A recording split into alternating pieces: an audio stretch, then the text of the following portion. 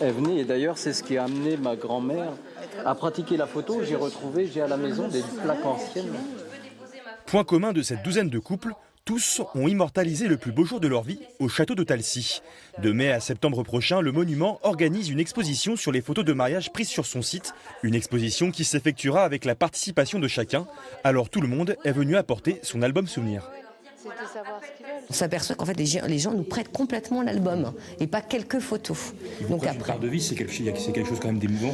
Voilà, c'est-à-dire qu'il faut prendre le temps. On ne peut pas venir faire un dépôt, un constat d'état, dépôt provisoire, oui, mais c'est une vie. Sur les photos, on a les enfants, des fois il y avait effectivement les cousins, les cousines.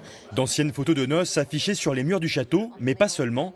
Les volontaires pourront également faire une photo réactualisée de leur mariage. Ce couple, marié en l'an 2000, a déjà une petite idée de la mise en scène.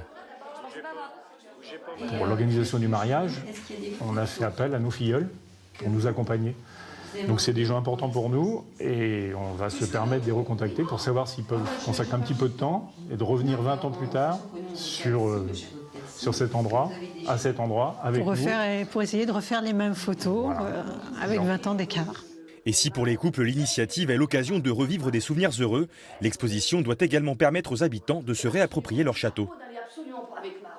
Le château de Talcy a beaucoup d'histoires, de strates, mais il ne faut pas omettre celle des habitants. Je dis aussi mariage d'un jour, mariage de toujours, quel que soit l'avenir de ce mariage. Mais c'est peut-être un prétexte en soi, mais de rencontre. Il y a une rencontre dans le mariage, il y a une rencontre ici entre le château et ses habitants. L'organisation espère que d'autres mariés, jeunes ou moins jeunes, viendront apporter de nouvelles photos pour compléter l'exposition. 2 nouvelles journées de dépôt sont prévues les 7 et 14 mars prochains.